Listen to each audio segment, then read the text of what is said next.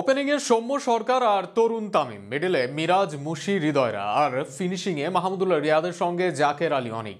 পেজে আগুন ঝরাবেন নাহিদ রানা ও তাসকিন আহমেদ। স্পিনের দায়িত্বে রিশাদ নাসুম। সব মিলিয়ে কেমন হচ্ছে চ্যাম্পিয়ন্স ট্রফিতে বাংলাদেশের একাদশ? ভারতের বিপক্ষে বাংলাদেশের সম্ভাব্য সেরা একাদশ নিয়ে বিস্তারিত থাকছে প্রতিবেদনে। আর কিছুদিন পরে ভারতের বিপক্ষে ম্যাচ দিয়ে নিজেদের চ্যাম্পিয়ন্স ট্রফির আসর শুরু করতে যাচ্ছে বাংলাদেশ জাতীয় দল। আর সেখানে বেশ শক্তিশালী একাদশী সাজাবে টাইগাররা। বরং বেশ কিছু জায়গায় পড়তে হবে মধুর সমস্যায়।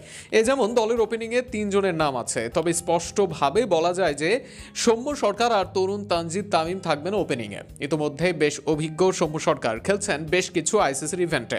অন্যদিকে ওয়ানডেতে বিশ্বকাপের ওপেনার ছিলেন তানজিদ তামিম। সেক্ষেত্রে এই দুই ওপেনারের উপরেই ভরসা করবে ম্যানেজমেন্ট। ওয়ান ডাউনে অধিনায়ক নাজমুল হোসেন শান্তর খেলা নিয়ে প্রশ্ন ওঠার কথা নয়, কেননা অন্য ফরম্যাটে যেমনই করুন না কেন একদিনের ক্রিকেটে এখনও দলের সবচেয়ে ইনফর্ম ব্যাটার অধিনায়ক শান্তই। বেশ কিছুদিন যাবতই সাকিব আল হাসান দলে না থাকায় 4 নম্বরে খেলছেন মিরাজ। বিপিএলেও খেলছেন টপ অর্ডারে, তাই এই পজিশনে ভাইস ক্যাপ্টেনের খেলারই সম্ভাবনা বেশি।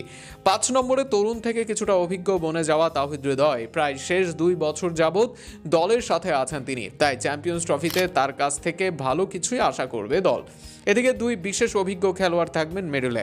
প্রায় 1.5 যুগের ক্যারিয়ারের সর্বশেষ আইসিসির ইভেন্ট খেলতে যাচ্ছেন মাহমুদুল্লাহ রিয়াদ ও মুশফিকুর রহিম, তা অনেকটাই নিশ্চিত। সেক্ষেত্রে 6 নম্বরে মুশি আর 7 নম্বরে খেলবেন রিয়াদ। 8 নম্বরে জাকের আলী অনিককে দেখা যাবে, তবে পরিস্থিতি ও পিচ বিবেচনায় জাকের আলীকে বসতে হতে পারে বেঞ্চে। স্পিন সহায়ক পিচে এই স্থানে খেলবেন রিশাদ হোসেন।